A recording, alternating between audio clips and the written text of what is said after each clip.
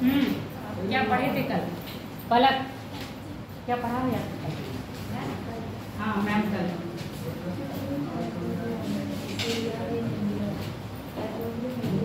बस नहीं पढ़ाया था। हाँ और बस ये नहीं पढ़ा था तुम्हारे सामने। लास्ट वाला बताओ क्या पढ़ा रहे थे? हाइड्रो पावर कर लाए कि नहीं? बड़े घर पर जाके कि नहीं मैम ये भेज दीजिएगा, मैम ये भेज दीजिएगा, बहुत सारे। हाइड्रो पावर प्लांट के साथ कौन सी नदी पर कौन सा बांध बनाया गया है, ये भी आप इसी में ही याद कर लोगे। समझ गए या नहीं? कौन सी नदी पर कौन सा बांध बनाया गया है? जैसे कल कौन से पढ़े थे? दुप्पी, हाइड्रो पावर प्लांट, सलाल, ये सब किस नदी पर बनी है? ऐसे आपको याद करने पड़ेंगे। आज हम बात करेंगे, क्या बात करेंगे? कुछ बात करें नहीं करें? क्या कर लें बताओ, तुम ही बताओ क्या बात करनी है? कौन सी बात करी जाए? आज हम बात करेंगे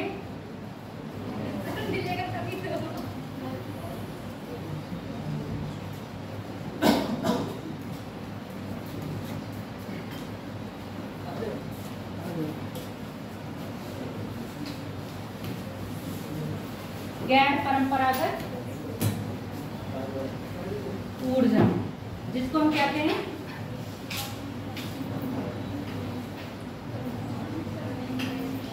कन्वेंशनल एनर्जी, और वो वाली कन्वेंशनल यानी कि परंपरागत, गैर परंपरागत, और कौन सी होती? नवीकरणीय और अनवीकरणीय। तो ये नवीकरणीय ऊर्जा में आएगी या अनवीकरणीय ऊर्जा में आएगी?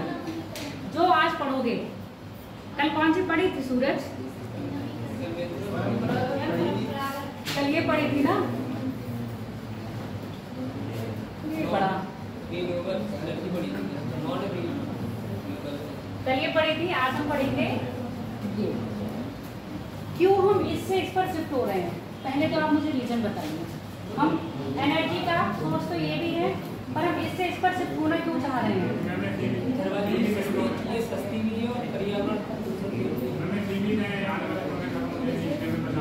सीमित है और आने वाले समय में खत्म हो जाएंगी। पर्यावरण बात नहीं करो अब, ये शैलियों को ना अलग अलग बैठाना चाहिए। जितनी भी गंभीर शैलियां हैं अलग अलग बैठे वो सबसे अच्छा है, क्योंकि इनकी गंभीरता इतनी बढ़ जाती है कि आपस में ही गंभीर होके एक दूसरे की तरफ देख के, अब यहाँ दो क्या तुम यहाँ 4 से 8 10 बर्तन भी लगा सकते हो। लो तुम्हारी कंपेयर देखो बर्तनों से करी जा रही है। बर्तनों और सिर्फ 2 ही सही कहा है, आलोक में 2 ही बर्तन है, 4 बर्तन भी नहीं लिए उसने, 2 ही बर्तन है। अब यहाँ 2 ही थे उसने इसलिए 2 बोल कर 2 को हटा दिया, बाकी तो इनके कहीं और होंगे। बात करेंगे हम, ये ऊर्जा क्या है? पर्यावरण की दृष्टि से भी क्या है? अनुकूल है। प्रतिकूल क्या होता है? अपोजिट है ना, जो नुकसान पहुंचाता है। ये पर्यावरण को भी नुकसान नहीं पहुंचाती है, उसके साथ साथ ये क्या कर रही है? जियो और जीने दो, आप भी लाभ उठाओ, आने वाली पीढ़ी भी लाभ उठाए। इस वाले में क्या है? सिर्फ आप ही आप लाभ उठा रहे हो, आने वाली पीढ़ी लाभ नहीं उठा रही है। तो जो हमारे क्या चल रहे हैं? SDG। कितने SDG? नवीकरणीय और नवीन ऊर्जा किसके अंतर्गत आती है? क्या ये SDG के गोल में सम्मिलित है? स्वच्छ ईंधन के रूप में, ठीक है। और सतत विकास क्यों कह रहे हैं? क्योंकि ये हम भी इस्तेमाल कर सकते हैं और हमारे आने वाली भावी पीढ़ियां भी इस्तेमाल कर सकती हैं। इसका दोहन करने पर हम आ गए तो कुछ ही सालों में खत्म हो जाएंगे, उसके बाद हमारी आने वाली पीढ़ियों के लिए नहीं रहेगा। ऐसा एग्जाम्पल ले लो, किसी के पिताजी के पास बहुत सारी प्रॉपर्टी थी, पर उन्हें एक बुरी लत थी जुआ खेलने की, ठीक है। प्रॉपर्टी उनके पास इतनी थी कि उनके आगे की आने वाली 7 पीढ़ियां बैठ के खाती, पर उनकी लत बहुत बुरी थी। लत कौन सी थी? जुआ खेलने की, है ना। तो जुआ खेलने के चक्कर में क्या कर गए वो, अपनी जो 7 आने वाली पीढ़ियां आराम से बैठ के खाती, वो एक पीढ़ी भी नहीं खा पाई। सेम बात ये है कि हमें अत्यधिक दोहन करने की इतनी आवश्यकता पड़ गई है कि हम तो आराम से खा लेंगे पर हमारे आने वाली पीढ़ी नहीं खा पाएंगी, क्योंकि क्या है, आउट गोइंग हो रही है, इनकमिंग नहीं हो रही है। यानी कि जितनी स्पीड में हम दोहन कर रहे हैं उतनी स्पीड में ये चीज़ बन नहीं रही है। जब आएगी नहीं, जितनी स्पीड में आएगी नहीं, उससे उतनी स्पीड में हम खत्म कर देंगे तो क्या होगा, कुछ बचेगा? बाल्टी खाली की खाली मिलेगी, टंकी हल्की खोलो, मग्गे से बहुत तेज पानी निकालो तो बाल्टी लास्ट में खाली हो जाएगी और आगे आने वाले में कुछ नहीं मिलेगा। तो सेम कंडीशन है, दोहन करते जाओगे और बनेगा नहीं तो ये चीज़ें खत्म हो जाएंगी। और कहीं ना कहीं धीरे धीरे देखा गया है कि ये चीज़ें हमारी प्रकृति के लिए भी क्या है, नुकसानदायक हैं। प्रकृति के नुकसानदायक भी हैं और क्या कर रही हैं, GHG को भी क्या करती है, प्रभावित कर रही है। इसलिए गवर्नमेंट ने क्या करा है कि ऐसी ऊर्जा जो क्या है प्रकृति को भी नुकसान न दे और हम भी उसका लाभ उठाएं और आने वाली पीढ़ियां भी उसका लाभ उठाएं। इस इको फ्रेंडली की बात करेंगे। इसीलिए हम क्या है, परंपरागत तरीके से हटके किस पर आ गए हैं, गैर परंपरागत ऊर्जा के ऊपर आ गए हैं। इसके लिए स्पेशली क्या बना गया है, एक नया मंत्रालय बनाया गया जिसका नाम क्या है, नवीकरणीय एवं ऊर्जा मंत्रालय की स्थापना करी गई, जिसके अंतर्गत क्या होगा, नई नई ऊर्जा के स्रोत जो हमें प्राकृतिक रूप से प्राप्त हो रहे हैं, जिनका अंत कभी नहीं होगा, उसके द्वारा इलेक्ट्रिक को क्या करना है, उत्पन्न करना है। तो ऐसे सोर्स में देखा जाए तो हम इलेक्ट्रिसिटी को उत्पन्न कर रहे हैं सोलर एनर्जी से, विंड एनर्जी से, बायोमास से, टाइडल से, जियोथर्मल से। ठीक है, अगर हम बात करें भविष्य का ईंधन किसे कहते हैं,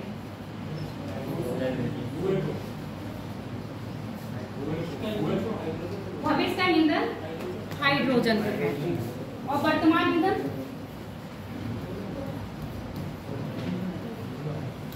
वर्तमान का ईंधन जो क्या कर रहा है, प्रकृति को नुकसान नहीं पहुंचा रहा, कौन सा है वो,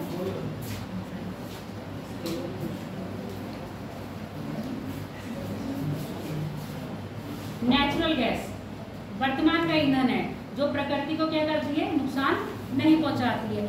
उतनी मात्रा में CO2 उससे नहीं निकलता है जितनी मात्रा में आपका पेट्रोलियम कोयले से निकलता है। इसलिए वर्तमान का ईंधन क्या है आपका, नेचुरल गैस। भविष्य का ईंधन क्या है आपका, हाइड्रोजन। पर हाइड्रोजन तकनीकी अभी इतनी इंडिया में इतनी नहीं आई है कि आप सीधे हाइड्रोजन से क्या कर सको, इलेक्ट्रिसिटी जनरेट कर सको। इसलिए हम किस पर आए हैं, सोलर पर, विंड पर और बायोमास और जियोथर्मल। तो ये चीज कहाँ कहाँ मिल सकती है, उसके लिए क्या है, एक प्रकृति यानी कि एक ऐसी सुव्यवस्थित अवस्था होनी चाहिए जहाँ पर ये चीजें सुलभ हो पाए। क्या पहाड़ों पे हम विंड एनर्जी की बात कर सकते हैं, क्यों नहीं कर सकते हैं बताओ।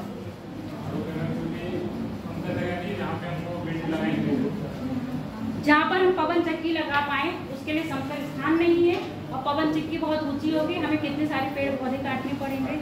ठीक है, ऊपर से फिर हमें विंड की वो देखनी पड़ेगी ना, विंड की दिशा भी देखनी पड़ेगी और विंड की वेग भी देखना पड़ेगा, सब चीजें हैं। अब विंड पावर लगाने के हमें वो स्थान चाहिए होगा जहाँ पर 24 घंटे क्या मिलती हो, पवन एक स्पीड में चलती हो। और स्पीड कितनी, मतलब 5 किलोमीटर प्रति घंटे की रफ्तार तो चाहिए ही चाहिए। इतनी पवन होगी तभी आपका क्या होगा, पवन चक्की मूव करेगी, और इससे स्पीड कम होगी तो पवन चक्की क्या हो जाएगी, रुक जाएगी। आगे बात समझ में। तो ये सारी कंडीशंस को क्या कर रहे हैं हम लोगों ने देखा, उसके बाद धीरे धीरे क्या करा, उसके लिए आगे स्टेप बाय स्टेप हम लोगों ने एक एनर्जी को, फिर दूसरी एनर्जी को प्रमोट करा, फिर तीसरी एनर्जी को प्रमोट करा। अब अधिकतर तुम देखते हो जो आपकी भारतीय सरकार है यानी कि इंडियन गवर्नमेंट है, वो क्या कर रही है, सोलर एनर्जी को ज़्यादा ही प्रमोट करने में लगी हुई है, क्योंकि भारत क्या है, एक उष्णकटिबंधीय देश है। यहाँ के लगभग 2 से 3 महीने क्या होता है, सूरज की सीधी क्या नहीं मिलती है, सीधा प्रकाश नहीं मिलता है। बाकी साल के अगर 12 या 9 महीने निकाल दिए जाएं तो प्रॉपर क्या मिलता है, सनलाइट अच्छी मिलती है। इसीलिए यहाँ पर जो सूर्य से प्रकाश, मतलब सूर्य से एनर्जी मिल रही है, उसकी अधिक क्या बनती हैं, कंडीशंस बन जाती हैं। इसलिए भारतीय गवर्नमेंट क्या कर रही है, सोलर प्लांट को लगाने के लिए प्रोत्साहित करती है। आगे आने वाले टाइम में वो पहले उसने क्या करा, पहले फील्ड में देखा, फिर फ्लोटिंग सोलर प्लांट लगाए। अब ये कह रहे हैं कि आप रूफ टॉप पे लगाइए।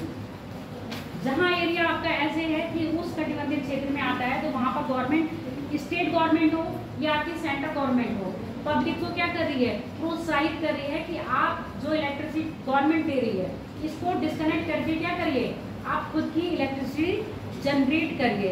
उससे क्या होगा, जो हम कौन सी आपको जो बिजली मिल रही है वो किस माध्यम से मिल रही है, परंपरागत से मिल रही है, गैर परंपरागत तरीके से मिल रही है, परंपरागत तरीके से। तो कितना दोहन करता होगा, कितना कोयला आता होगा, कितनी न्यूक्लियर एनर्जी लगती है, कितना प्रदूषण होता होगा।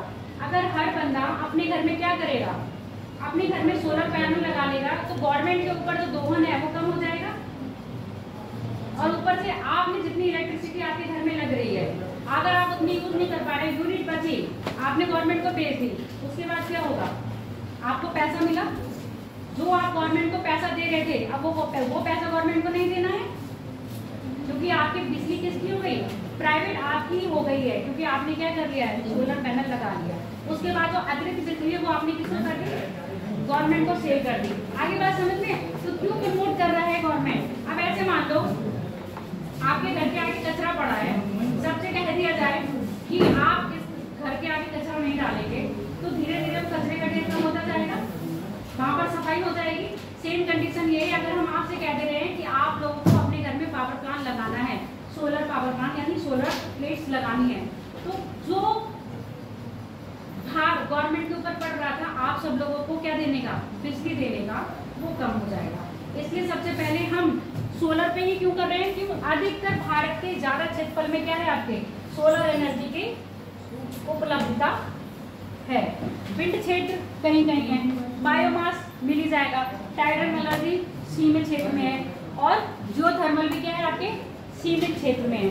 एक क्या है आपकी सोलर ऊर्जा है जो भारत में अधिकतर उत्तर प्रदेश से लेके कहाँ दक्षिण भारत तक पूरे भारत में सोलर पैनल स्थापित किए जा सकते हैं। तो सबसे पहले आप डाल लो हेडिंग गैर परंपरागत ऊर्जा क्या है, क्यों देख रहे हो,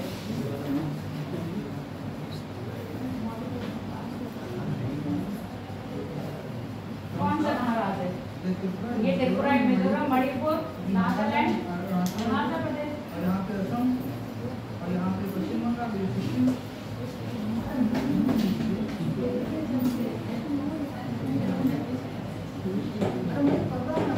तो ये क्यों पूछ रहा है सर नाम, लिख लिया, लिखो।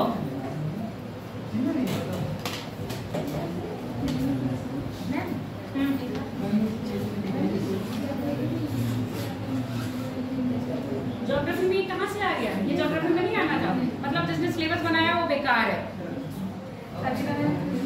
तभी तो पूछ दिया बेटा। ये ज्योग्राफी का हिस्सा इसीलिए है कि आपको पता होने चाहिए कौन कौन से प्लांट किस जगह है, अवस्थिति ज्योग्राफी पढ़ी हो ना, हाँ। टाइडल कहाँ होगी तुम्हें पता होना चाहिए, तटीय क्षेत्रों में, और तटीय क्षेत्र में कैसी, इसका जो मैं पाठ पढ़ाऊंगी वो तुम्हें ज्योग्राफी से ही रिलेटेड पढ़ाऊंगी। बाकी में ये मेगावाट कितनी मेगावाट बन रही है, कितनी गीगावाट बन रही है, आप सब अपने इकोनॉमी में पढ़ोगे, समझिए। मैं तो सिर्फ ज्योग्राफी की दृष्टि से बताऊंगी। पार्टी सर आ जाएंगे, तुम्हारी चिंता क्यों कर रहे हो, हो जाएगा, ये बताओ। हमारी लग जाएगी, हम खुद नहीं आएंगे। लिखो गैर परंपरागत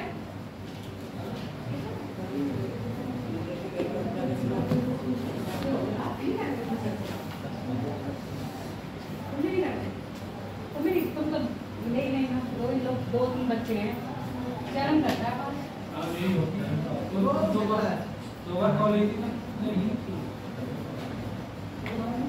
लिखो गैर परंपरागत ऊर्जा, गैर परंपरागत ऊर्जा एक भारत सरकार की एक गैर परंपरागत ऊर्जा की ओर स्थानांतरण, गैर परंपरागत ऊर्जा की ओर स्थानांतरण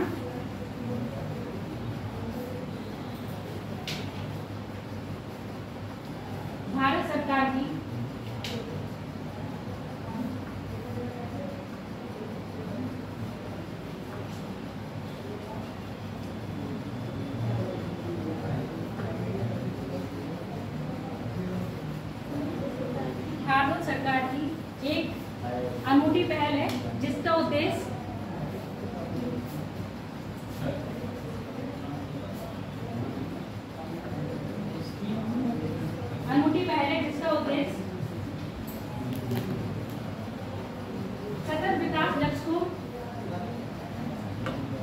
सतत विकास लक्ष्य के स्वच्छ ऊर्जा सतत विकास लक्ष्य के स्वच्छ ऊर्जा और ब्रैकेट में लिखना सभी के लिए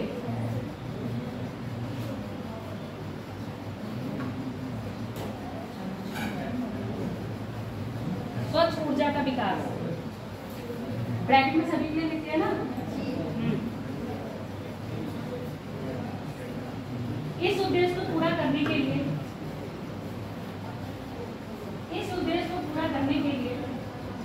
भारत तथा विश्व के सभी देशों ने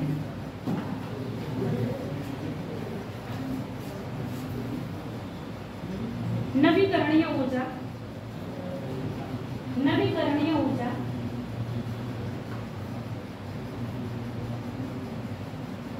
को प्रोत्साहन दिया।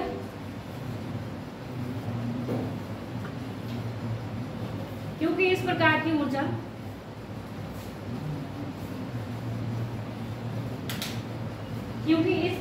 ऊर्जा वर्तमान तथा भविष्य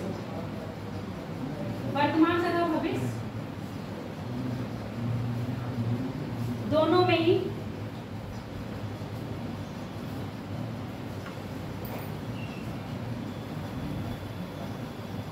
आवश्यकता की पूर्ति करने के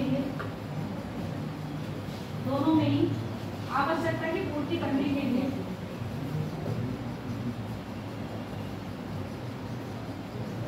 पर्याप्त है। साथ ही साथ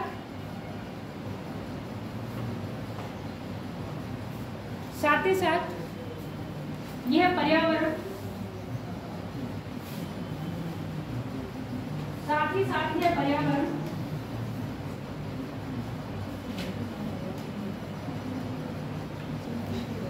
पर्यावरण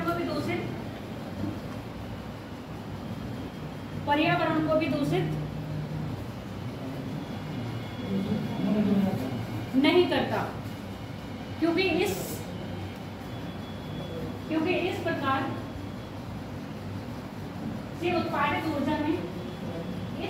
से उत्पादित ऊर्जा में CO2 की मात्रा नहीं होती।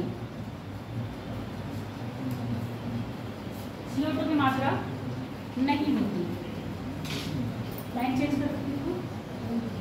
नवीकरणीय भारत सरकार लाइन चेंज करके भारत सरकार नवीकरणीय ऊर्जा को प्रोत्साहित करने हेतु नवीन एवं नवीकरणीय मंत्रालय की स्थापना करी। नवीकरणीय भारत सरकार ने इस ऊर्जा को प्रोत्साहित करने हेतु इस ऊर्जा यानी कि नवीकरणीय ऊर्जा को प्रोत्साहित करने हेतु नवीन तथा नवीकरणीय ऊर्जा मंत्रालय की स्थापना करी।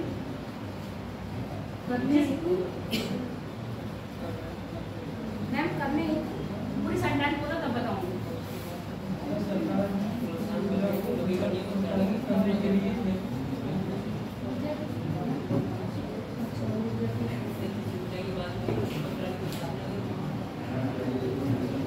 जिसका उद्देश्य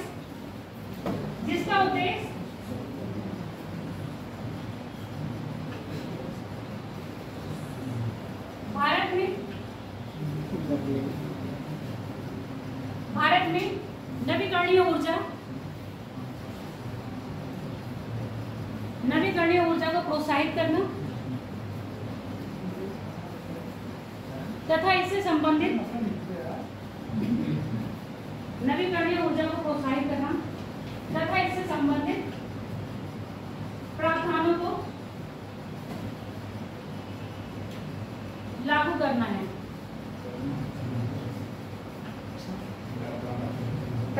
को लागू करना है।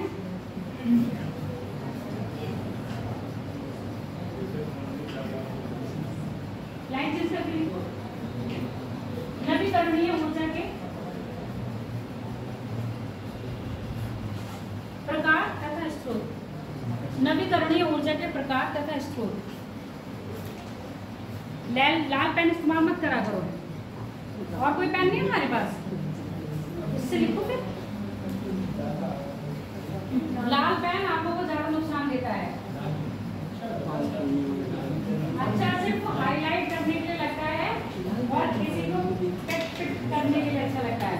बाकी लाल पेन लिखने नहीं, आंखों के लिए लाल और काला, वो नीला और काला ही, लाल पेन नहीं है।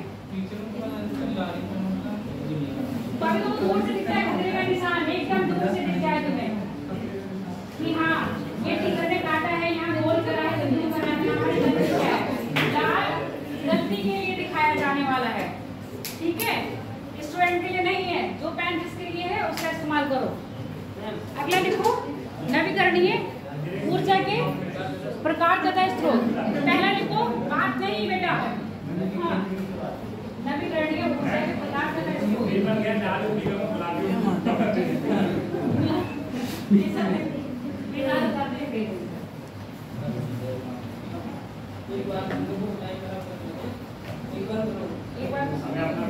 लिखो पवन ऊर्जा, पहला लिखो पवन ऊर्जा। विंड, फिर लिखना टाइडल, फिर जीरो, लास्ट में लिखना बायोमास या बायोगैस। बायोगैस भी लिख सकते हो उसको, बायोमास भी लिख सकते हो। लास्ट में लिखना बिल्कुल नहीं, फिर तुम कहोगे मैम पॉइंट पर तो बायोमास लिखवाया, लास्ट में आप बोल रहे हो। इसलिए मैं जैसे जैसे पढ़ाऊंगी वैसे वैसे बोलूंगी। पहला सोलर, विंड, टाइड और उसके बाद जियोथर्मल, लास्ट में आएगा बायो गैस या बायोमास। सोलर एनर्जी को बढ़ावा देने के लिए अभी अंतर्राष्ट्रीय अलायंस भी हुआ है ना। हाँ अब तुम देश सब पढ़ाया जाएगा, देश याद करके आओगे। ये नॉलेज, जनरल नॉलेज क्या है, कौन सा नवीनतम देश बना है, जुड़ा है ISA के अंदर। लिखो, हेडिंग डालो पहले।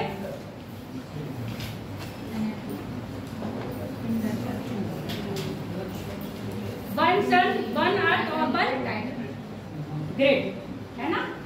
ये किससे रिलेटेड है, सोलर से। एक पृथ्वी, एक सूरज और एक ग्रिड, मतलब एक ऊंचा ग्रिड। ये तो इंग्लिश में तो है वन सन, वन अर्थ, वन सन, वन ग्रिड। ग्रिड ग्रिड मतलब चार होता है। हाँ एक चार। हाँ, कुछ नहीं लिखना है, बोल रही वो लिखो। अब लिखो, भारत प्राय एक उष्णकटिबंधीय जलवायु वाला क्षेत्र है। भारत प्राय एक उष्णकटिबंधीय जलवायु वाला क्षेत्र है।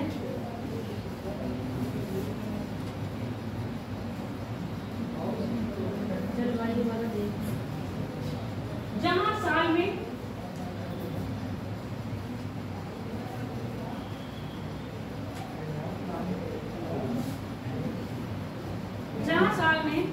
लगभग 9 से 10 महीने,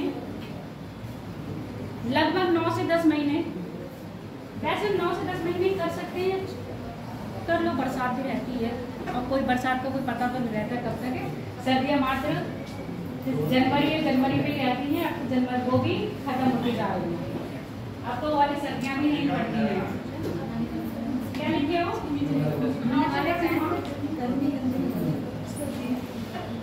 यहाँ साल में लगभग 9 से 10 माह तक सूर्य की सीधा, सूर्य का प्रकाश पर्याप्त मात्रा में प्राप्त होता है। सूर्य का प्रकाश पर्याप्त मात्रा में प्राप्त होता है।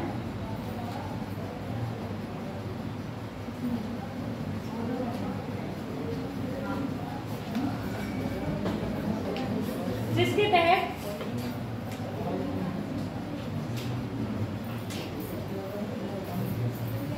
तहत यहाँ पर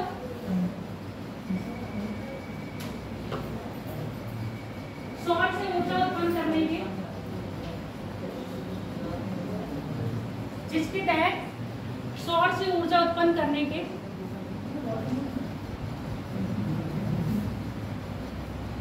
अत्यधिक सुव्यवस्थित दशा बन जाती है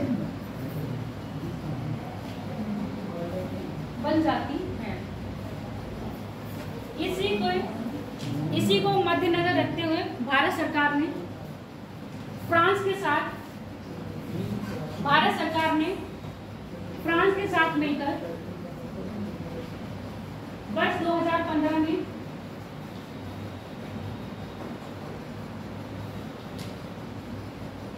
अंतरराष्ट्रीय सोलर अलायंस ISA फ्रांस के साथ मिलकर अंतरराष्ट्रीय सोलर अलायंस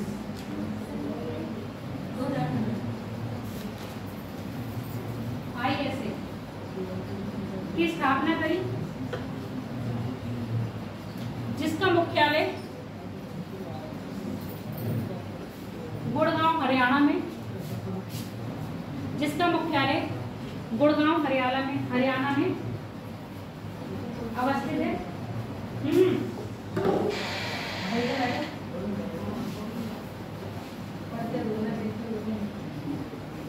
जिसका मुख्यालय गुड़गांव हरियाणा में अवस्थित है।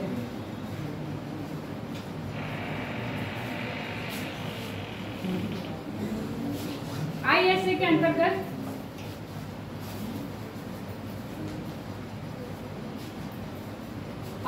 अंतर्गत प्रारंभ की गई पहल one earth one sun one grid पहल के अंतर्गत one earth one sun one grid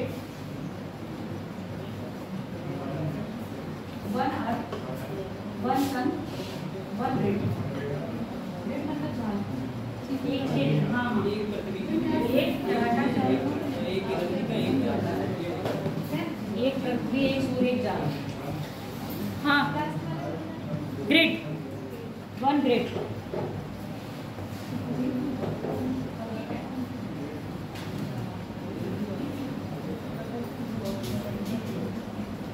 जिसका उद्देश्य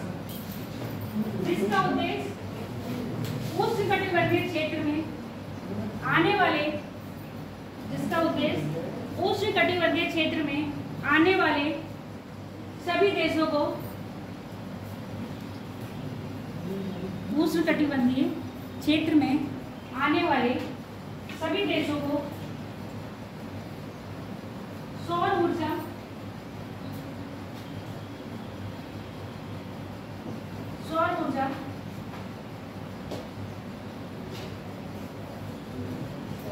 से उत्पादित विद्युत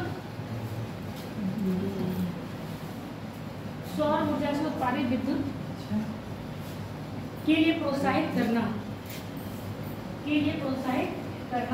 उन्हें बताया गया है। प्रकृति ने क्या, ये लिखना नहीं है, समझा रही हूँ, उन्हें ये बताया गया है कि बताना है कि ये जो अद्भुत चमत्कार है पृथ्वी पर, इस सूर्य कभी क्या है, आप इक्वेटर पे देखो तो 12 महीने वैसे ही लंबा उसका प्रकाश मिलता है। तो जो हमारे उष्णकटिबंधीय क्षेत्र में आ रहे हैं वो ही देश ऐसे हैं जो क्या करते हैं, सौर ऊर्जा को प्रमोट कर सकते हैं और ये पूरे 12 महीने तक अपनी जो एनर्जी है, जो मिला रहे हैं, एनर्जी को उत्पादन करेंगे वो सूर्य से प्राप्त कर सकते हैं। जबकि इसके विपरीत शीतोष्णकटिबंधीय या ध्रुवीय क्षेत्रों के देशों में क्या होता है, सूर्य कभी 6 महीने कभी 4 महीने के लिए ही दिखाई देता है, तो वहाँ पर सूर्य से उत्पादित ऊर्जा के स्रोत क्या है, आपके कम है।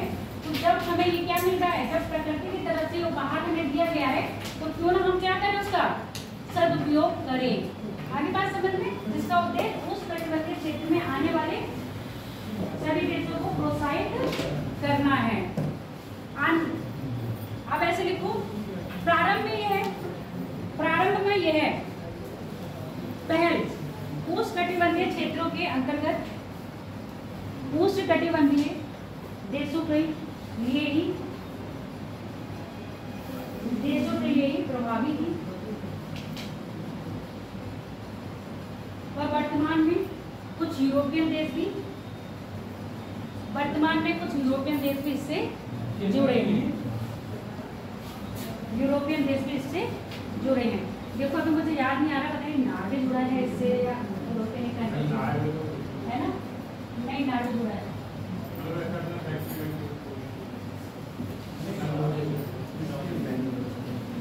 अब लिखो भारत में सौर ऊर्जा,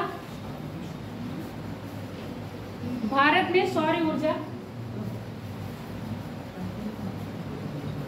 की स्थिति। हाँ, अब तक तो पूरा ये राम कथा लिखे थे, भारत के बारे में आ जाओ ना। भारत में सौर ऊर्जा की स्थिति।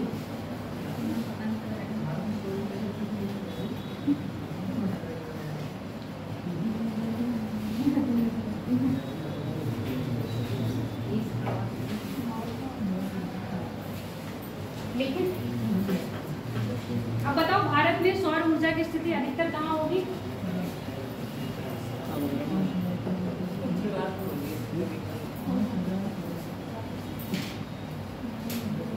सबसे ज्यादा राजस्थान में, जैसलमेर। पवन चक्की है तो ये मत कहना कि पवन चक्की में ही वो दिखा रहे हो। हाँ, ज्यादा नीचे कर्क रेखा के इधर ही आसपास है, बहुत एकदम ऊपर में नहीं। और वो भी जो आपका मरुस्थलीय क्षेत्र में है उधर ज्यादा प्लांट लगाए हैं, जैसलमेर बाड़मेर की तरफ। ठीक, उसके बाद आपका गुजरात वाला क्षेत्र, मध्य प्रदेश वाला क्षेत्र, महाराष्ट्र वाला क्षेत्र, तमिलनाडु कर्नाटक वाला क्षेत्र, ये सारे क्षेत्र किस में आ रहे हैं? आपके सोलर प्लांट के लिए आ रहे हैं।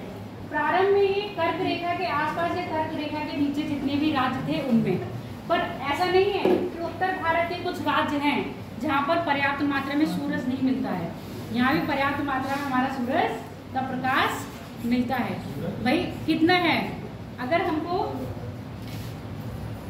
10 महीने नहीं मिल रहा है या 11 महीने में नहीं मिल रहा है, कम से कम 9 महीने 8 महीने तो मिल ही रहा है वर्ष में औसतन देखा जाए तो। भाई हमारे यहाँ 2 महीने की बरसात और 2 महीने की सर्द, 4 महीने निकाल देंगे तो 8 महीने तो हमारे यहाँ सूर्य का प्रकाश मिल ही रहा है। तो उस 4 महीने, उस 8 महीने में हम क्या कर सकते हैं? सोलर से एनर्जी उत्पन्न कर सकते हैं कि नहीं?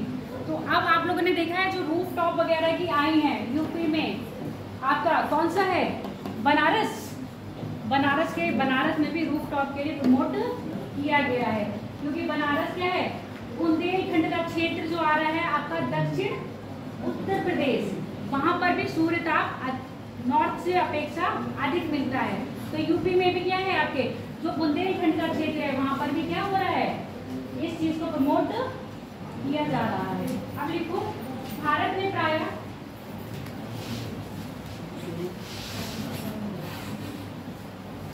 सौर ऊर्जा की दशा, सौर ऊर्जा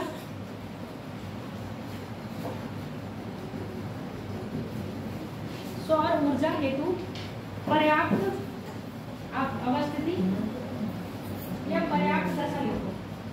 पर्याप्त दशा कर्क रेखा के दक्षिण में, कर्क रेखा के दक्षिण तथा उसके आसपास के क्षेत्र में, कर्क रेखा के दक्षिण तथा उसके आसपास के क्षेत्र में,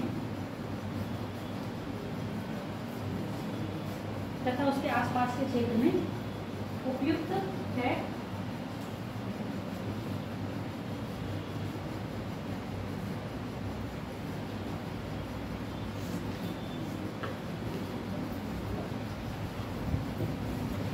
इसके अंतर्गत राजस्थान, गुजरात, इसके अंतर्गत राजस्थान, गुजरात, महाराष्ट्र और अभी जो सबसे ज्यादा सोलर से एनर्जी उत्पादित कर रहा है वो आपका राजस्थान राज्य। उसके बाद आपका गुजरात है, तमिलनाडु नहीं गुजरात है। हाँ, गुजरात के बाद फिर आपका तमिलनाडु और कर्नाटक। राजस्थान, गुजरात, महाराष्ट्र, तमिलनाडु,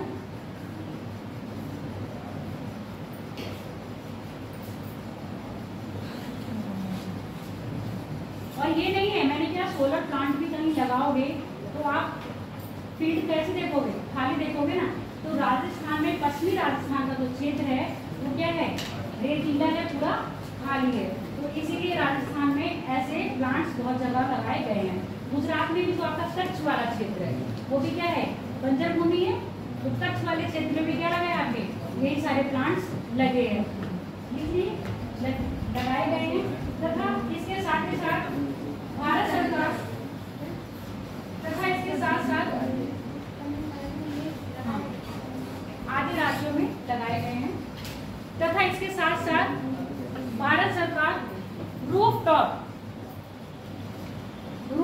को भी प्रमोट कर रही है, रूफटॉप को भी प्रमोट कर रही है, जिसके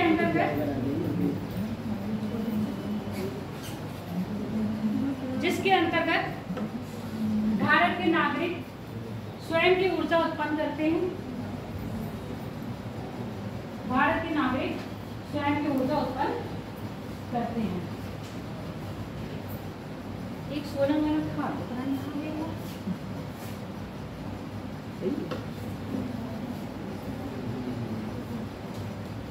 भारत के नागरिक स्वयं की ऊर्जा उत्पन्न करते हैं। आप लाइन लिखो, सोलर पैनल द्वारा विद्युत का उत्पादन कैसे होता है।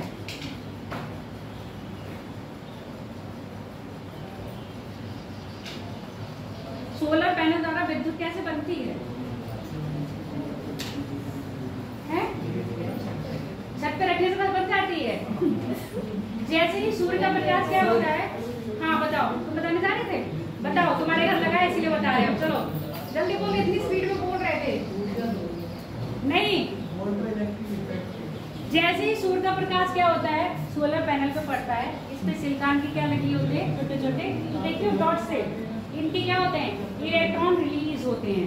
जैसे ही इलेक्ट्रॉन क्या होते हैं, मूव करते हैं, बिजली को जनरेट करते हैं, और ये बिजली नीचे क्या लगा होता है, बैटरा, और वही बैटरा क्या करता है, बिजली वो क्या कहते हैं, बैटरी एसी और डीसी को कन्वर्ट करता है ना, एसी करंट को डीसी में कन्वर्ट करके स्टोर करता है, और उसके बाद एसी को डीसी में, और ये डीसी को एसी में कन्वर्ट करता है बैटरा।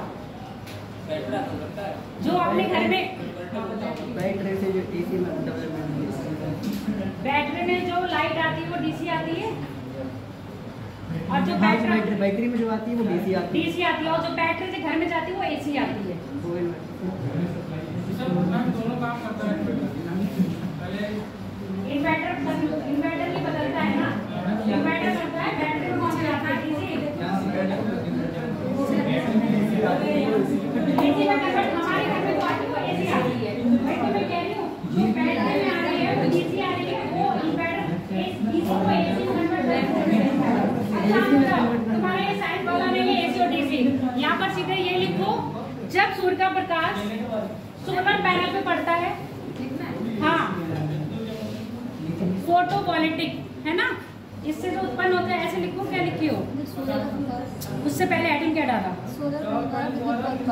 ठीक है, उत्पादन फोटोवोल्टिक प्रक्रिया के द्वारा होता है।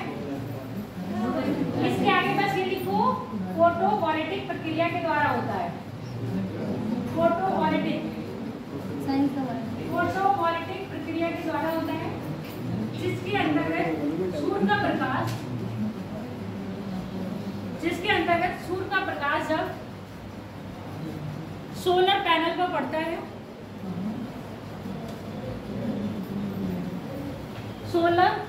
पड़ता है, तो इसमें उपस्थित इलेक्ट्रॉन गतिमय हो जाते हैं,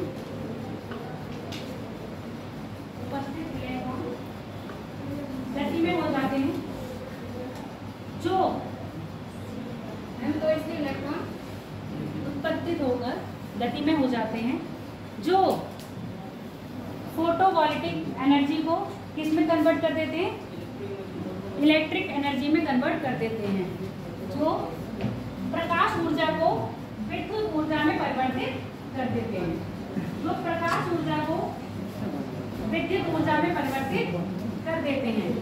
और इसी विद्युत ऊर्जा से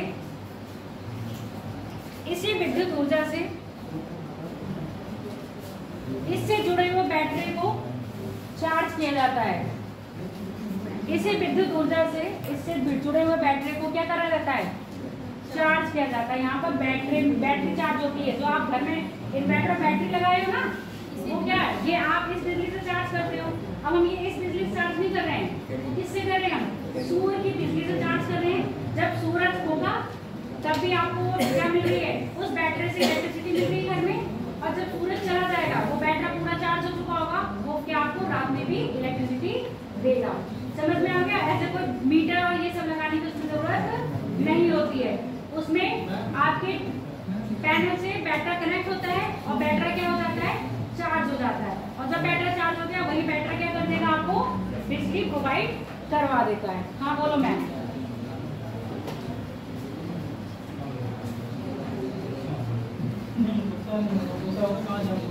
देखिए विद्युत ऊर्जा में परिवर्तित कर देता है।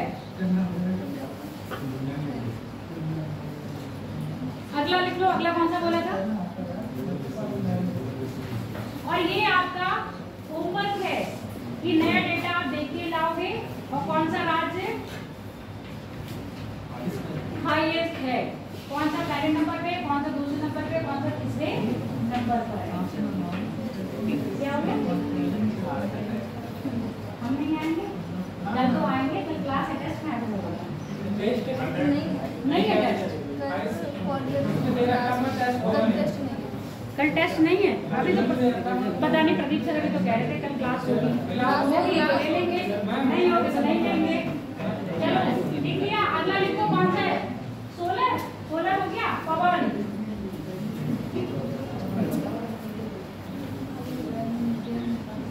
पवन ऊर्जा,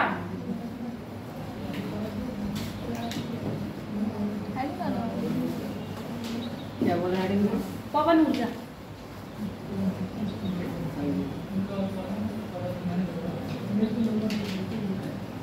पवन ऊर्जा के अंतर्गत, पवन ऊर्जा के अंतर्गत पवनों द्वारा गतिज ऊर्जा को विद्युत ऊर्जा में परिवर्तित किया जाता है। पवन ऊर्जा को विद्युत ऊर्जा में परिवर्तित किया जाता है। गतिज ऊर्जा को विद्युत ऊर्जा में परिवर्तित किया जाता है।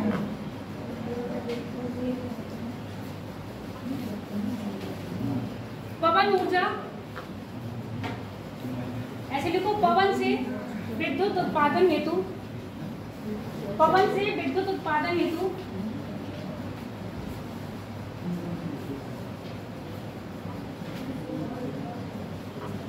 पवन से विद्युत उत्पादन हेतु कौन कौन सी पवनें चलती हैं? पवनों के नाम बता दो जरा।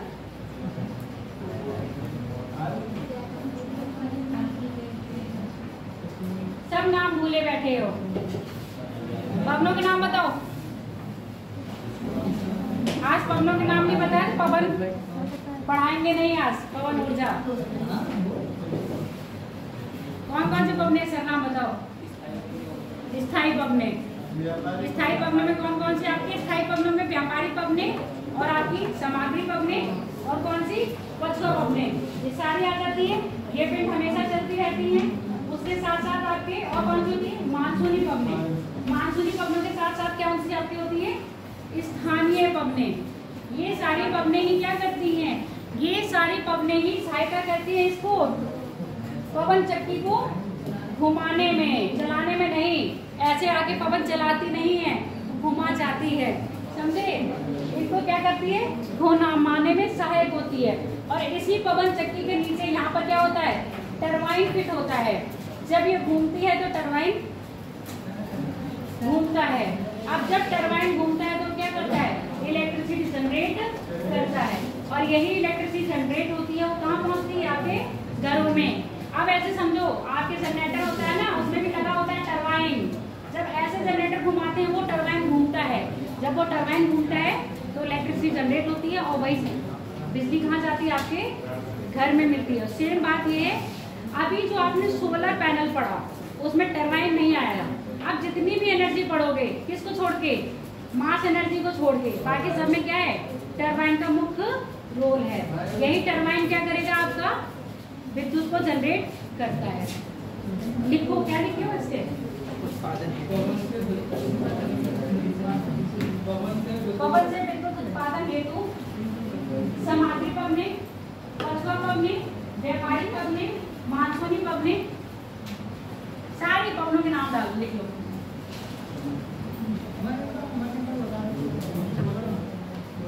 पवने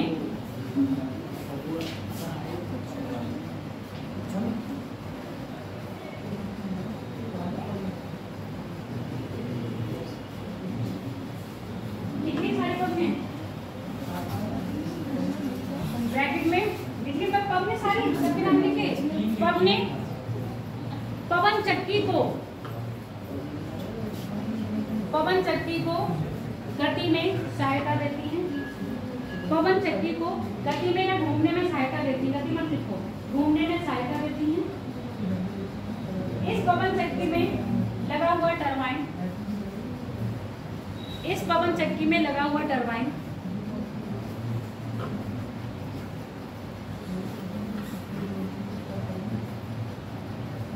गतिज ऊर्जा को विद्युत ऊर्जा में परिवर्तित कर, गतिज ऊर्जा को विद्युत ऊर्जा में परिवर्तित कर विद्युत का उत्पादन करता है। गतिज ऊर्जा को विद्युत ऊर्जा में परिवर्तित कर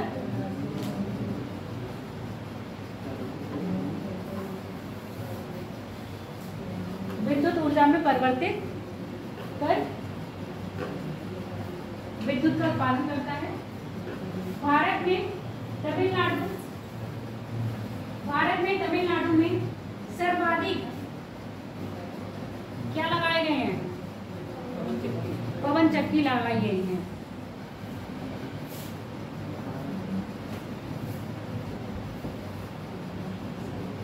भारत में सर्वाधिक पवन चक्की तमिलनाडु राज्य के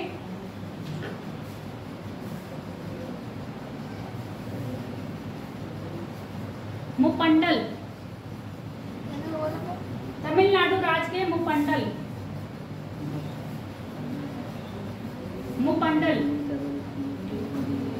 ब्रैकेट में लिख लेना कन्याकुमारी के मुपंडल ब्रैकेट में मुकम्मल नहीं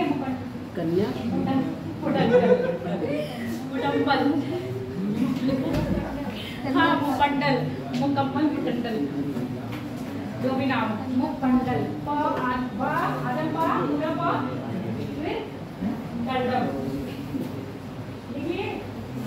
तमिलनाडु कन्याकुमारी के पास सर्वाधिक प्लांट लगाए गए हैं। देखो कितनी मेगावाट बिजली दे रहा है ये 15 है बेटा। 1500 मेगावाट बिजली का उत्पादन करता है। जो 1500 मेगावाट बिजली का उत्पादन करता है, 1500 मेगावाट बिजली का उत्पादन करता है।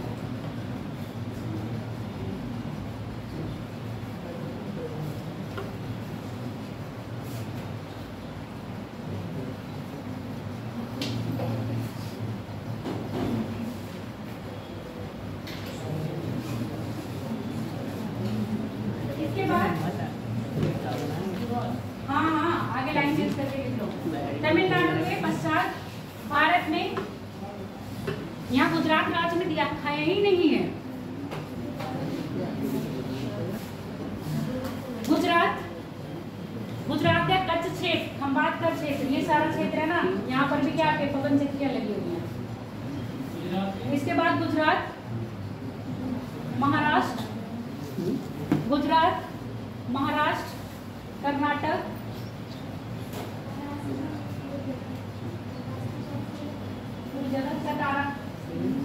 गुजरात, महाराष्ट्र, कर्नाटक राज्यों में पवन ऊर्जा के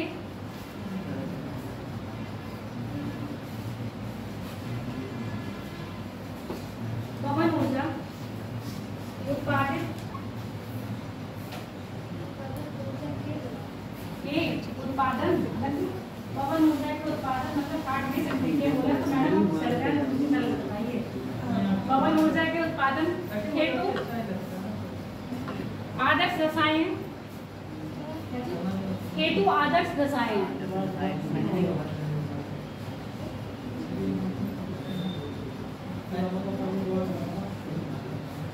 अगली कौन सी लिखवाई है पवन के बाद? हाँ बेटा, पवन ऊर्जा के बाद। अच्छा, ये लिखना चाहो तो लिख लो, कौन सा राज्य में कितना % मेगावाट बिजली उत्पन्न हो रही है।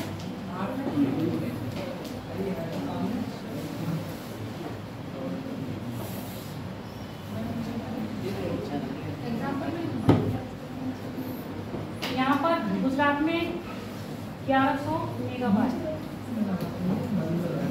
एक बार डेटा को चेक कर लेना, जहाँ तक मुझे याद आ रहा है कि 1100 मेगावाट तक की बिजली उत्पन्न कौन कर रहा है आपका? गुजरात। यही जहाँ राज्य लिखे वही लिखो, कितनी कितनी मेगावाट बिजली उत्पन्न हो रही है।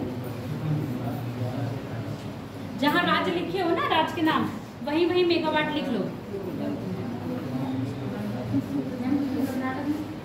210 मेगावाट, 1000 मेगावाट, और ये क्या है? बरहमावेल, पता नहीं क्या है, बैरानवेल है 550 मेगावाट, और गुजरात आपका 1100 मेगावाट है। तमिलनाडु के बाद गुजरात क्या है आपका? दूसरे स्थान पर है। गुजरात के बाद राजस्थान आएगा ना, 1000 है बेटा, 1100। 1000 बढ़ा हुआ, 1100 बढ़ा हुआ। आपने महाराष्ट्र लिखवाया था 3rd नंबर में। किस पे? मैंने पवन चक्की पे बात कर रही हूँ। क्या लिखा? मैंने स्टेट बोला, नाम नहीं बोले थे कि ये सीक्वेंस से बोल रहे हो, समझे?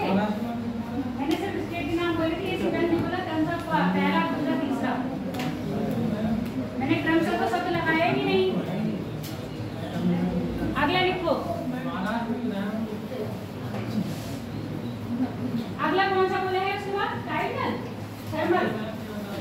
क्या कितना है? 550 मेगावाट। अगला कौन सी बोली हो? अगले कौन से लिखे हो? ज्वारीय। चलो ज्वारीय पर आ जाओ।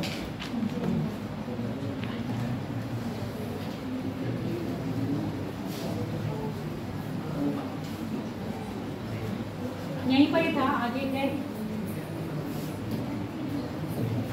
पहली बात, ज्वारीय ऊर्जा क्या होती है, कहाँ से प्राप्त करी जाती है? समुद्री तरंगों के द्वारा जिस ऊर्जा को उत्पन्न किया जाएगा वो हमारी ज्वारीय ऊर्जा कहलाती है। इसमें क्या होता है, जब समुद्र की लहरें कहाँ पर आती हैं? सतह से टकराती हैं, तो उनमें क्या होगा, अगर वहाँ पर एक पक्की नाली जैसे बना दी जाए और बीच में हम लगा दें टरबाइन, तो जो जल नहर आके लहरता है ना, तटों पे टकराता है, वो कहाँ चला जाएगा? अंदर, और फिर अंदर से कहाँ आएगा? बाहर। तो बीच में टरबाइन होगी, वो क्या करेगी? मूव करेगी। जब मूव करेगी तो आपकी क्या बन जाएगी? बिजली। अब ऐसा तो नहीं है कि सागर की लहरें रुक जाती हैं, कभी भी सागर की लहरें नहीं रुकती, और सागर की लहरों को ये गति देती है आपकी कौन? पवनें। उसके साथ साथ जो आपका दैनिक ज्वार भाटा आता है गुरुत्वाकर्षण के कारण, वो भी क्या करता है? टाइडल एनर्जी का सोर्स होता है। तो ऐसी एनर्जी ये नहीं है कि जहां तक हो वहां पर। भारत में टाइडल एनर्जी के जो सबसे ज्यादा स्रोत बने आपके खंबात की खाड़ी और कच्छ की खाड़ी, यानी कि ये आपकी खंबात है, ये आपकी कच्छ की खाड़ी है। उसके बाद जो आपका अंडमान निकोबार का क्षेत्र है वहां पर, और कुछ क्षेत्र आपका जो केरल का है, यहाँ नहीं दिखाया है, और यहाँ दिखाया भी है तो हल्का सा यहाँ पर दिखाया है, जहाँ आपका पश्चिम बंगाल में हुगली नदी का क्या है? ज्वार नदमुख, वहां पर ही क्या बनेंगे आपके? टाइडल एनर्जी उत्पन्न की जा सकती है। वरना भारत में इन क्षेत्रों के अलावा और भी कहीं ये एनर्जी उत्पन्न नहीं की जा सकती है। जबकि सोलर एनर्जी क्या थी? भारत के कई भी क्षेत्रों में उत्पन्न की जा सकती थी। अब घुमाते कैसे हैं, प्रक्रिया क्या है, पहले एक बार देख लो फिर दिखाते हैं।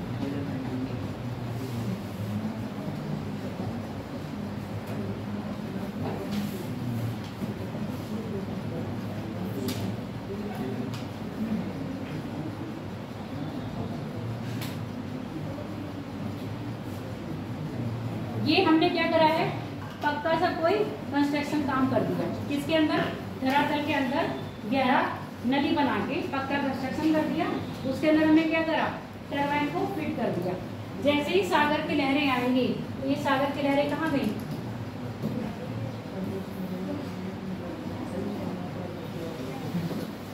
ये सागर की लहरें अंदर गई। ये टरबाइन लगा है, सागर है, सागर की लहरें हैं कहाँ? अंदर, अंदर आई और टरबाइन क्या हो गया? घूम गया। जब ये सागर की लहरें फिर कहाँ गई? बाहर गई। टरबाइन क्या हो गया? घूम गया। ऐसी सागर की लहरें अंदर जाएंगी और बाहर आएंगी। टरबाइन क्या करेगा? मूव करता रहेगा। जब ये टरबाइन मूव करेगा तो क्या हो जाएगा? आपका इलेक्ट्रिसिटी जनरेट हो जाएगी। और भारत में कहाँ बन रहा है ये? कच्छकरण, एक और होगा इसके साथ टाइडल सी वाला, ये वाला देख लो। लो टाइड आएगा और हाई टाइड आएगा। लो टाइड में क्या होगा? नीचे चला जाएगा। और टाइड बेसिन क्या है आपका? ये रहा। तो जल कहाँ जाएगा? अंदर आके टरबाइन को मूव कर जाता है। ऐसे सोचो जैसे आपने क्या करा, एक पाइप है, नाली का तो पाइप होता है, ये समझ लो गर्म बंद वाला पाइप, उसको क्या करा? अपने घर के अंदर डाल दिया। नॉर्मल डालते हो पानी का ड्रेनेज के लिए, तो छत पे जितना भी पानी आता है वो सब कहाँ जाता है? बरसात के टाइम तो उसी में निकलता है, इसके अलावा और तो कहीं नहीं फ्लो करता। तो वहीं पर उसी पाइप में आपने क्या करा? एक पंखा टाइप का लगा दिया। तो पंखा फिर क्या करता है? जैसे ही पानी पड़ेगा मूव करेगा। आपने वो देखा होगा ना पवन चक्की में, जो लगता पहले वो होती थी पंचक्की, पानी गिरता जा रहा है तो और ये पंखा घूमता जा रहा है। देखिए कभी ये चीज नहीं, जैसे जैसे पानी गिरता है पंखा क्या होता है? घूमता है। पंखा घूमेगा, उसके साथ क्या होगा? एक कोई सिस्टम बना होता है, वो चक्की घूमती है। वो चक्की भी जब तक पानी बढ़ता रहेगा वो घूमती रहेगी और आटा पीसती रहेगी। उसको कहते हैं पंचक्की, जो पानी से चलती है और आटा पीसती है। अभी भी पहाड़ी, हाँ गेहूँ पीसता है। अभी भी पहाड़ी क्षेत्र में जाओगे तो क्या होगा? ऐसे ही पंचक्की लगी। तो सेम बात है, जो टरबाइन है, जब टरबाइन पे पानी गिरेगा ये मूव करेगी। जैसे ही टरबाइन मूव करेगा तो बिजली क्या हो जाएगी? जनरेट हो जाएगी। और सागरी लहरें लगातार आती हैं और लगातार जाती है। बस हमें क्या करना है? एक पक्की क्या करनी है? कंस्ट्रक्शन करना है। जो सागर का पानी अभी यहाँ पर टकरा रहा है, इसी में अगर हम बीच में होल कर देंगे तो सागर का पानी अंदर जाएगा। ये चीज है, धरातल के अंदर होल करके उसको अंदर फिट करना है। लिखो, भारत में ज्वारीय ऊर्जा प्रायः समुद्री जल से प्राप्त की जाती है। भारत में ज्वारीय ऊर्जा प्रायः समुद्री जल से प्राप्त की जाती है।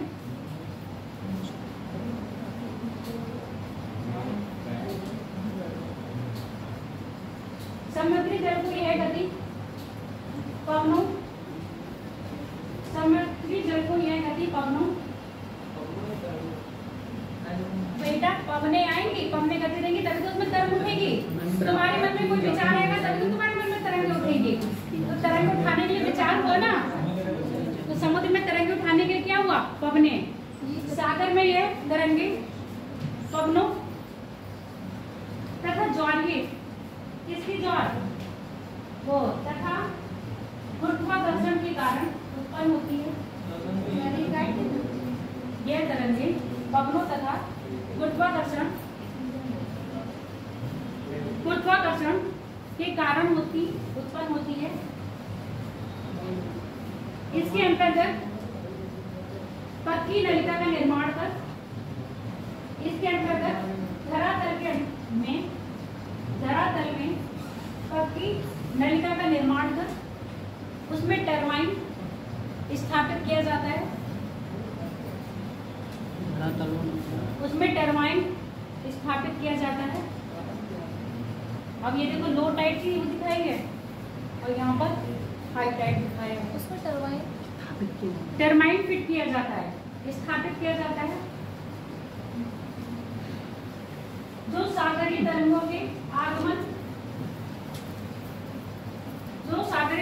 आगमन तथा निगमन यानी आने जाने पर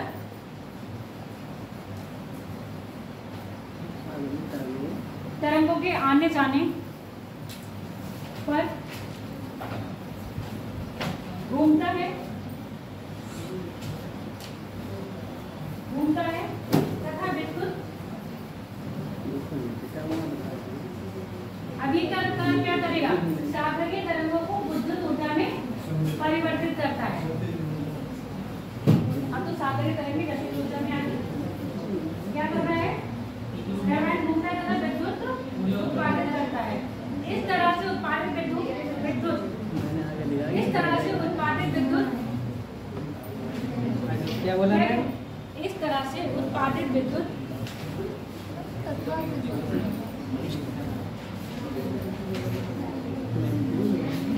गतिज ऊर्जा को विद्युत ऊर्जा में परिवर्तित करके प्राप्त होती है।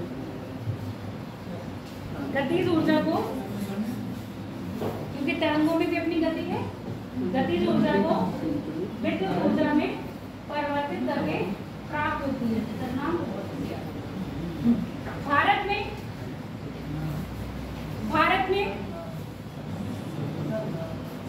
ज्वारीय ऊर्जा के क्षेत्र, भारत में प्रायः खंबात की खाड़ी तथा कच्छ की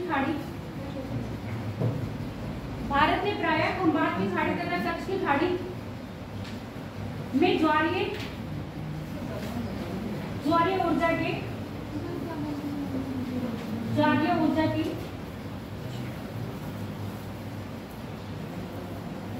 अनुकूल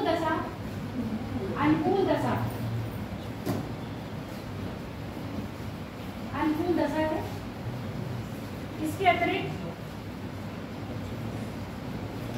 इसके अतिरिक्त अंडमान निकोबार तथा हुगली ज्वार नदमुख, अंडमान निकोबार तथा हुगली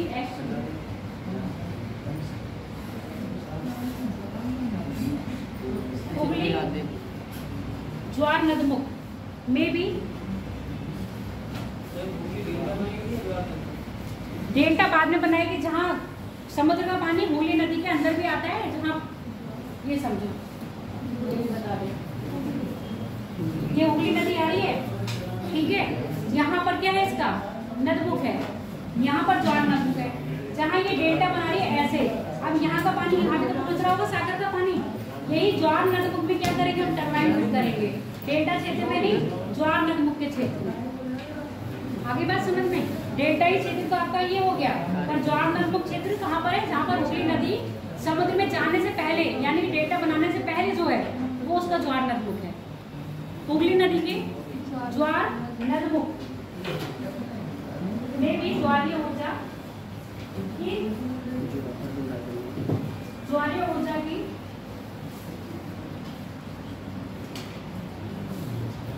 दशा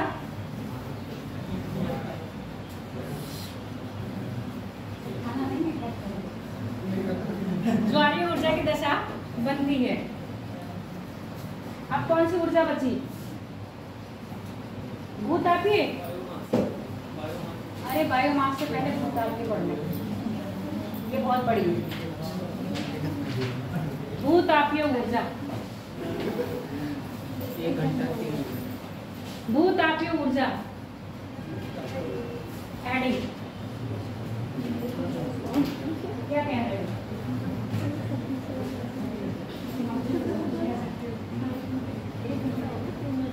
चलो, भूतापीय ऊर्जा प्रायः भूमि के अंतर्गत या भूमि के अंदर,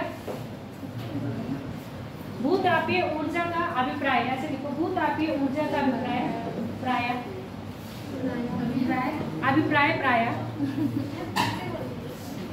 भूतापीय ऊर्जा का अभिप्राय प्रायः भूमि की आंतरिक ऊर्जा से है, भूमि की आंतरिक ऊर्जा से है। यह ऊर्जा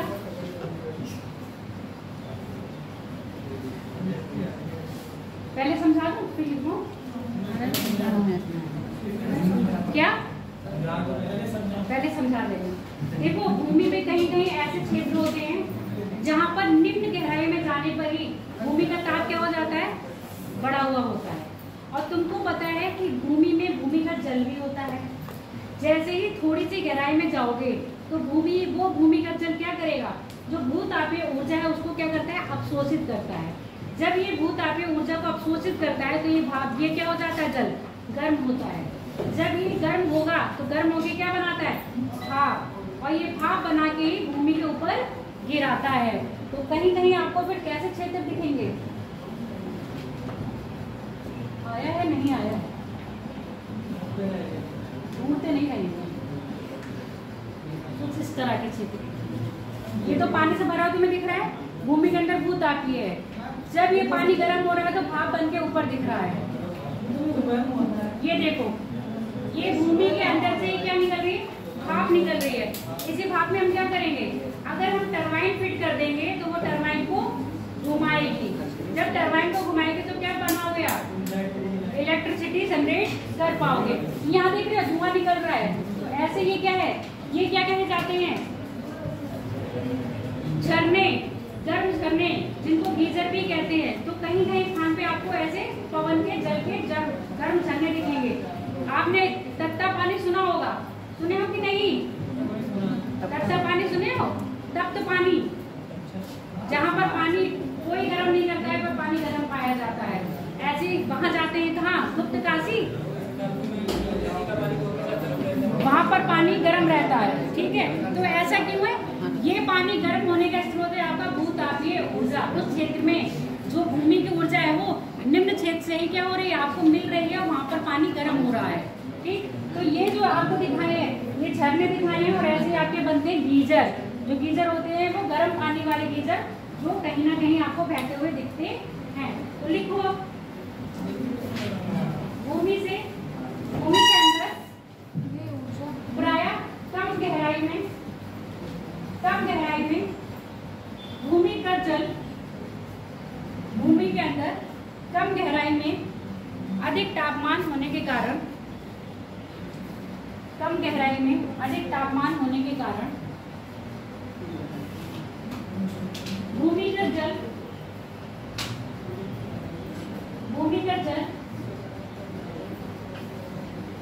इस ऊर्जा को अवशोषित कर लेता है। ऊर्जा मतलब यही तापमान के कारण अवशोषित कर लेता है, जिससे यह तप्त होकर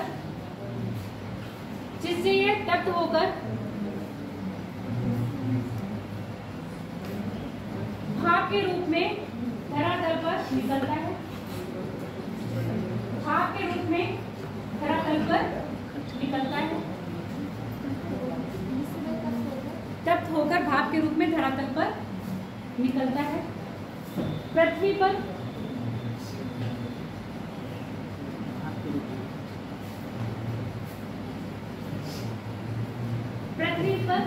ऐसे स्थानों को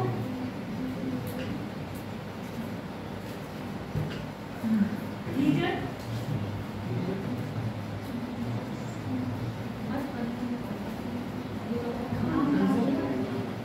ऐसे स्थानों पर गीजर तथा गर्म जल के झरने,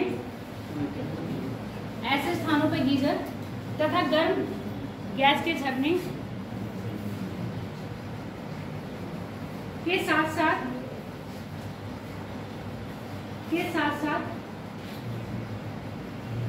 भाप वाले क्षेत्र पाए जाते हैं। भाप वाले क्षेत्र पाए जाते हैं।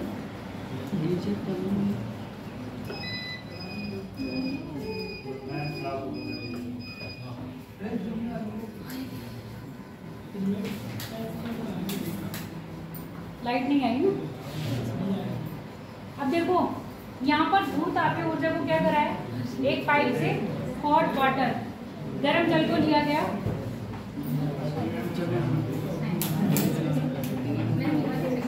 क्यों, तुम क्या स्पेशल हो,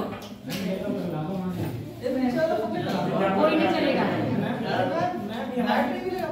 मैम यहाँ की सोलर प्लांट लगनी चाहिए, क्या वो सोलर पैनल लगने चाहिए। ठीक है, अब यहाँ देखो ये क्या है आपके हॉट वाटर से क्या निकल रहा है, आपके गरम भाप निकल रही है। इन भाप को हम क्या कर रहे हैं, एक चैम्बर में लेके जा रहे हैं। इस चैम्बर से ये कहाँ जा रही है, ऊपर जाते हुए टरबाइन को क्या कर रही है, मूव कर रही है। जब ये टरबाइन को मूव करेगी तो इससे क्या बनेगा, बिजली जनरेट हो जाएगी, और बिजली जनरेट होने के कारण आगे क्या मिलेगी आपको, ये इलेक्ट्रिसिटी प्रोवाइड करवा दिया जाएगा। तो इस तरह की जो आप बिजली जनरेट कर रहे हो जिसको हम कह रहे हैं आपका जियोथर्मल एनर्जी। ऐसे बच्चे हैं जरा सा दुख आया और थे घर में तो खत्म ही नहीं होता, घर में लाइट चली जाती है, इन्वर्टर डाउन होता है तो ये घर छोड़ चले जाते हैं, जाती है, ऐसा नहीं होता, कभी कभी इन्वर्टर डाउन हो जाते हैं। लिखो क्या लिखे हो इसमें, कुछ लिखे नहीं, क्या लिखे? भाप वाले क्षेत्रों में इस तरह की अवस्थिति बनती है, भाप वाले क्षेत्रों में इस तरह की अवस्थिति बनती है। तो आ गई है, जाने दो। इस तरह की अवस्थिति बनती है, हाँ, जहां हम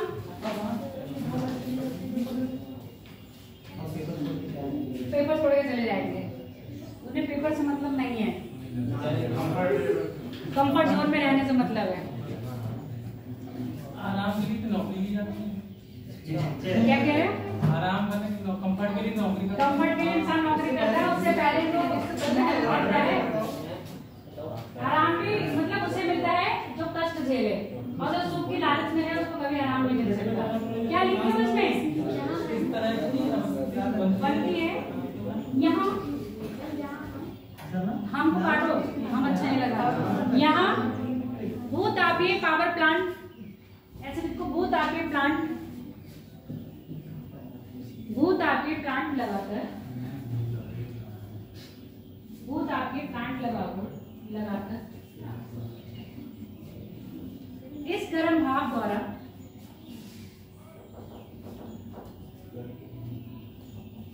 इस गर्म भाप को भाप द्वारा मत देखो, भाप को एक हॉट चैम्बर में एकत्रित कर, एक हॉट चैम्बर में एकत्रित कर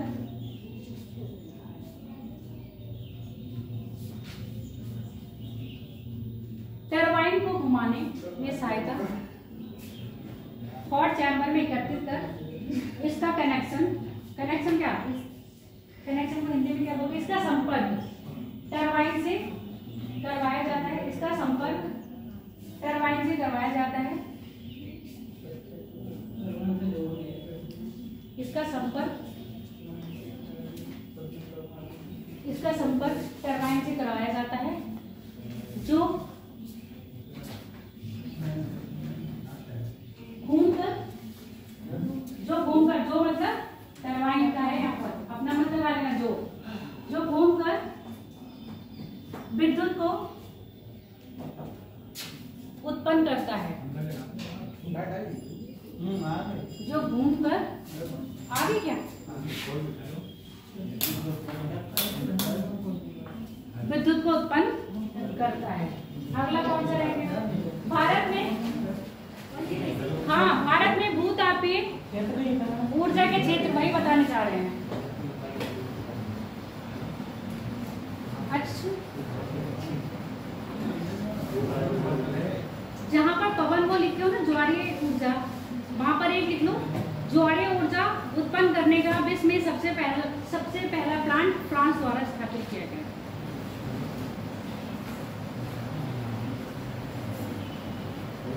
फ्रांस द्वारा स्थापित किया गया ज्वारीय ऊर्जा में।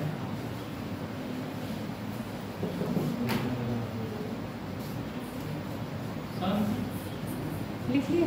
अब आप इस पर आ जाओ, अब इस पर ही आ जाओ जो पढ़ रहे हो। भारत में भूतापीय ऊर्जा के क्षेत्र, भारत में भूतापीय ऊर्जा के क्षेत्र, भारत में भूतापीय ऊर्जा का सबसे पहला संयंत्र मणिकुंड, हिमाचल प्रदेश। मणिकुंड, मणिपुर नहीं, मणिकुंड हिमाचल प्रदेश में स्थापित किया गया।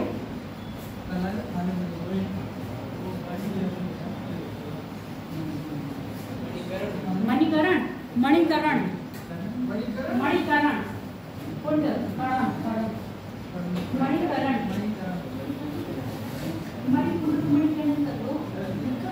मणिकरण में स्थापित किया गया। अब ये तो क्षेत्र कौन कौन से हैं?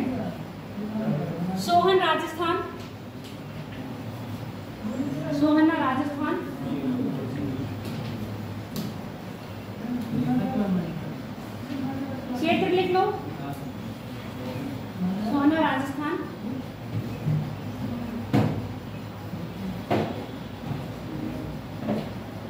धोलेरा गुजरात, तूबा गुजरात, उनाई गुजरात, तुलसी श्याम गुजरात।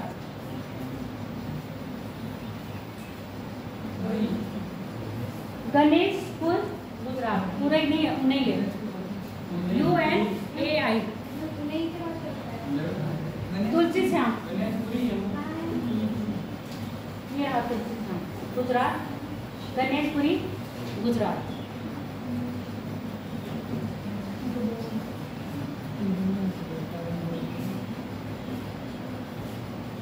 रायपुर, राजापुर महाराष्ट्र, राजापुर महाराष्ट्र।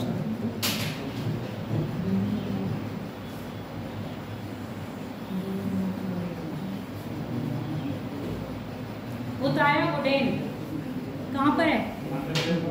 AP आंध्र प्रदेश। और गूगा, उताया उडेन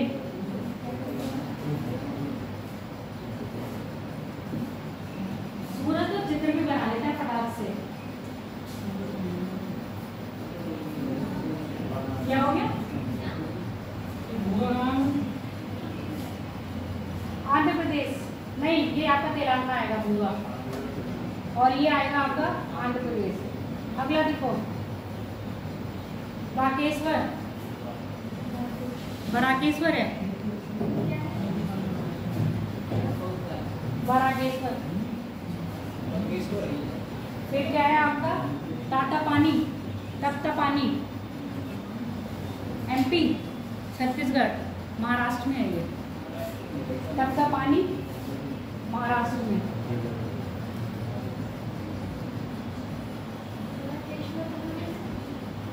सूरजाकुंड छत्तीसगढ़। इतने क्षेत्र हैं किसके आपके? भूतापीय ऊर्जा के। अब लास्ट कौन सी बची है? बायोमास। उसके बाद हाइड्रोजन भी तो है, हाइड्रोजन भी है, इसमें नहीं लिखा है, अब इसका लिखो बायोमास। बायोमास लिखो या बायो गैस लिखो, तो नहीं लिखो। अच्छा, इसमें बनेगा क्या? होगा क्या इसमें? बायोमास में सिर्फ गोबर होगा। गोबर एकदम उठाओ, गोबर बोल दिया, गोबर के अलावा और कुछ नहीं होगा? बताओ। पेड़ पौधों का अपशिष्ट भी हो सकता है, जो मेन था वो बता रहे गोबर, उसको गोबर नहीं कहता, जिसमें जीवन है।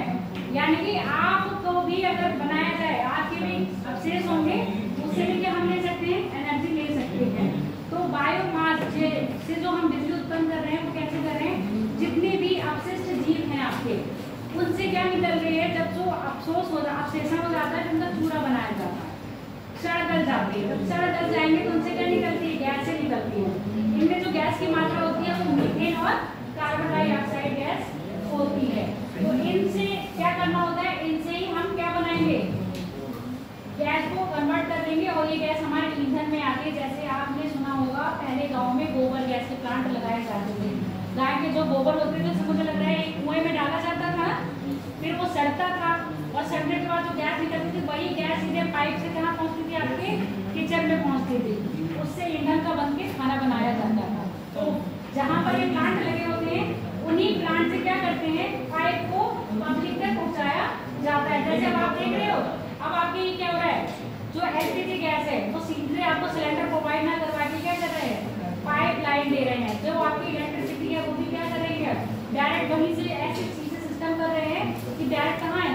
जहाँ से इनका ऑरिजिन हो रहा है वहीं से आपके पास आ जाए। अब छोटे छोटे सिलेंडर आपके पास नहीं आए तो इनके लिए क्या है? स्टेशन बना दिया जाएगा, जहाँ पर क्या होगा? इनको उत्पादित करा जाएगा, डायरेक्ट वहीं से क्या होगा? सीधे कंज्यूमर को पहुँचाया जाएगा। ऐसे ये प्लांट लगाए गए हैं जहाँ से सीधे ये आपके कंज्यूमर के पास पहुँच जाएंगे।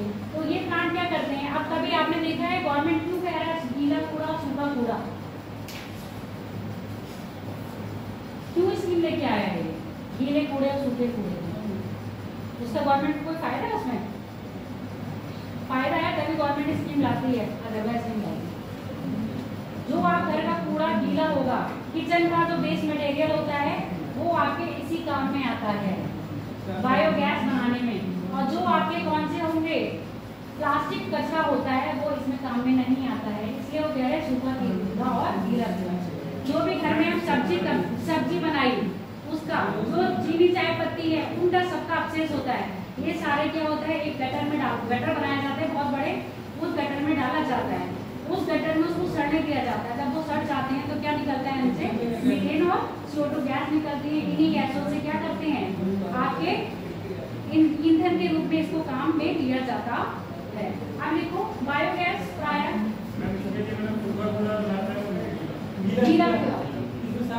साग सब्जी के छिलके, फल के छिलके, जो भी ऐसी चीजें हैं जो छोटे छोटे तब आप सवाल क्या करते थे बहुत आसानी से आगे कर ले, सड़ने वाली चीज। Very good. कभी कभी चरण ना दिमाग वाली बात कर देता है और कभी कभी इसकी बातें ऐसी होती हैं कि बिल्कुल गुस्सा दिलाने वाली। जी नहीं, तुम कभी कभी भी गलत हो। मैंने वो दिन बताया मतलब रासायनिक खाद के बारे में, तो मैंने गलत बताया। कौन सा? वो यूरिया के बारे में। आप क्या बोला था ये? आधी बातें उसके समझ में आती। चलो लिखो पहले, लिखो ये क्या है? सड़े गले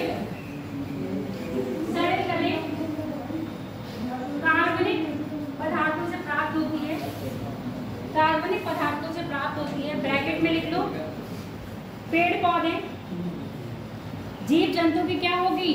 पॉटी है ना, वेस्ट मटेरियल। इसका फोटो है मेरे पास, वेस्ट मटेरियल का नहीं मतलब है, दिखा दे रहे हैं।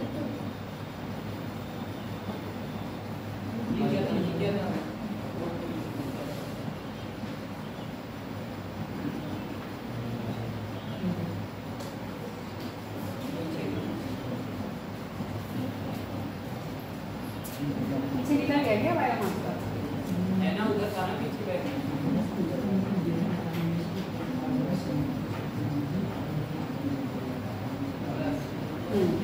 फॉरेस्ट जितने मतलब आपके पेड़ पौधे हैं वो आ जाएंगे, जितना भी आपका सीवेज है वो भी इसमें आ जाएगा, जितने भी क्या है आपके न्यूक्लियर सॉलिड वेस्ट है वो भी किसमें आ जाएंगे? इसमें आ जाएंगे।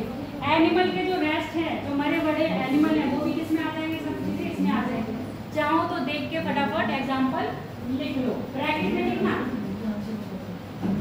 क्योंकि हमने क्या बोला है कार्बनिक पदार्थ, तो ऐसे पदार्थ जिसमें कार्बन होगा।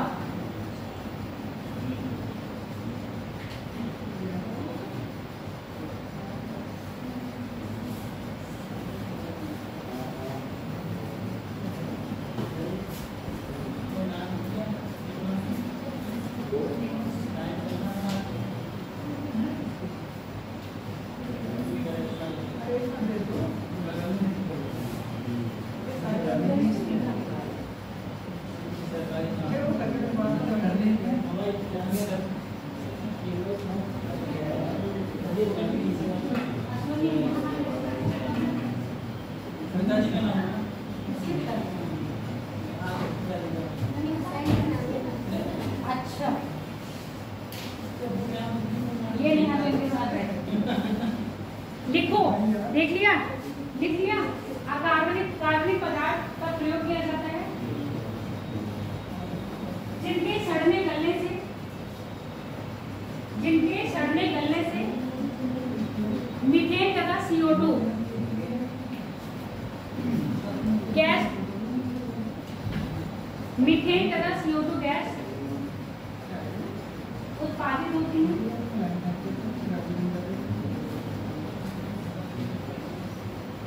मीथेन तथा गैस उत्पादित होती है जिनको स्टोर करके, अब स्टोर ऐसा नहीं कि कहीं ये प्लांट्स लगाए जाएंगे इनके लिए, ठीक है, जिनको स्टोर करके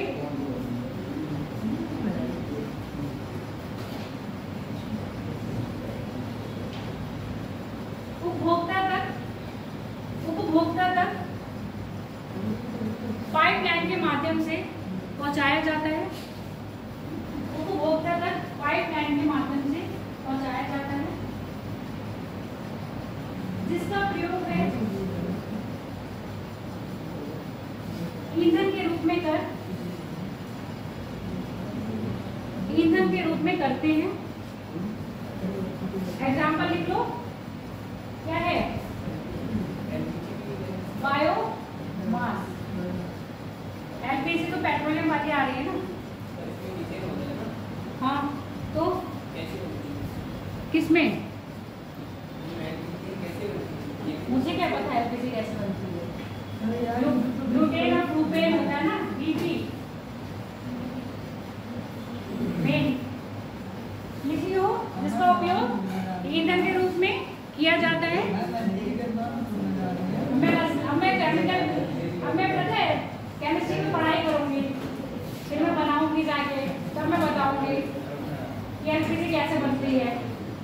लिखी हो, जिसका उपयोग ईंधन के रूप में किया जाता है। एग्जाम्पल लिख लो, बायोमास। अच्छा, क्या सेंट्रल गवर्नमेंट ने बजट में इसके बारे में कोई बात करी है?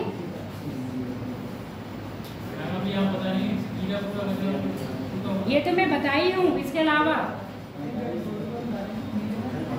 एक प्रणाम योजना भी आई थी, है ना, एक गोधन योजना भी आई है। तो बजट में इसके रिलेटेड योजना है, उसको आपको अपना करके लाना है। अभी बजट में बोला है आपकी जो 2024 का पहला बजट था, अंतरिम बजट, उसमें कहा था आपके निर्मला सीतारमण। आगे लिख लो, हाइड्रोजन ईंधन। इसमें ज्यादा तो सही नहीं, लिख लो। कल की बात की बेटा, आज तक तो सही नहीं इसमें ज्यादा। हाइड्रोजन ईंधन जिसे भविष्य का ईंधन कहते हैं। हाइड्रोजन ईंधन जिसे भविष्य का ईंधन कहते हैं।